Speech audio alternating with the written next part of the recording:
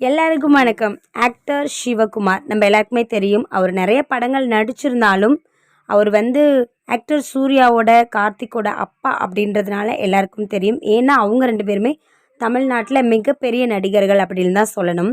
சிவகுமாருக்கு என்னதான் இப்போல்லாம் ஆகுதுன்னே தெரியல. பொது மேடைகளுக்கு ஏன் அவர் வராருன்னு தெரியல. அப்படியே வந்தாலும் வர்ற இடங்களில் ஏன் அவர் கொஞ்சம் பைத்தியம் மாதிரி நடந்துக்கிறாரு அப்படின்னு தெரியவே இல்லை. இதுக்கு முன்னாடி ஒரு டைம் அவர் ஒரு பொது மேடைக்கு வரும்பொழுது ரசிகர்கள்லாம் ஆக்டர் வந்திருக்காங்க, சிவகுமார் வந்திருக்காங்க, ஸோ அவங்க கூட செல்ஃபி எடுத்துக்கலாம் அப்படின்னு போகும்பொழுது செல்ஃபி எடுக்க அந்த செல்ஃபோனை வேகமாக தட்டி விட்டுருப்பார்.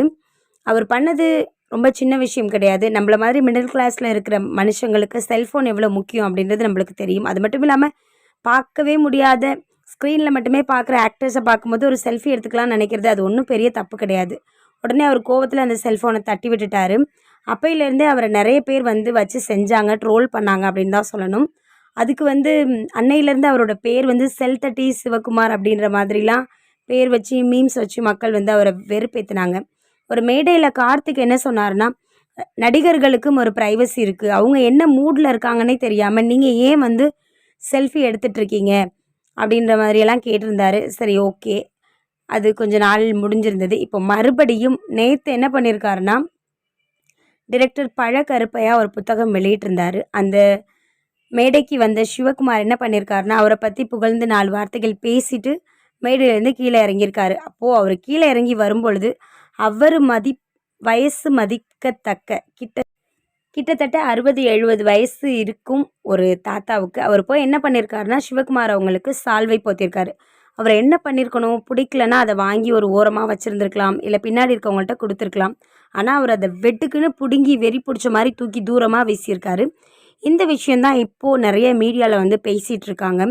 கிட்டத்தட்ட தன் வயசு இருக்கிற ஒரு மனுஷரை இவ்வளோ கேவலமாவா ட்ரீட் பண்ணுறது அப்படின்ற மாதிரி.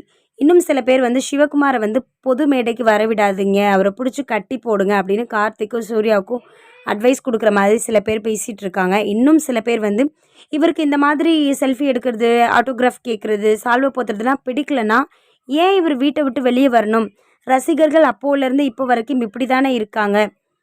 அப்படி இருக்கும் பொழுது ஏன் இதெல்லாம் தெரிஞ்சு அவர் பொது மேடைக்கு வரணும், இப்படி தன்னையே அவர் அசிங்கப்படுத்திக்கணும்? ஒரு பொது மேடையில் இப்படி நடந்துக்கணுன்ற விஷயம் கூட தெரியாத சிவகுமார் எதுக்கு பொது இடங்களுக்கு வரணும் அப்படின்னு சொல்லிட்டு நிறைய மக்கள் கேள்விகளை எழுப்பிட்டு இருக்காங்க. இன்னும் அவர் சைடு அதை பற்றின கிளாரிஃபிகேஷன் வீடியோ வரல. கண்டிப்பாக வரும். ஒன்று கார்த்திக் கொடுப்பாரு, இல்லைனா சூர்யா கொடுப்பாரு. ஏன்னா இதுக்கு முன்னாடி செல்லை தட்டி விடும் பொழுது அது அப்படி பண்ணக்கூடாது, அது ரொம்ப தப்புன்னு கார்த்திக் தான் அவங்க அப்பாவுக்கு சப்போர்ட்டாக பேசினார்.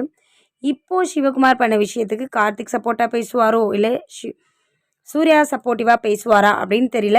எது எப்படி இருந்தாலும் சிவகுமார் பண்ணது ரொம்ப பெரிய தப்பு தான், மிகப்பெரிய முட்டாள்தனம் அப்படின்னு தான் சொல்லணும். சக மனிதர்களை மனிதராக மதிக்க தெரியாத இவர் ஒரு குப்பைக்கு சமம்னு நான் நினைக்கிறேன்.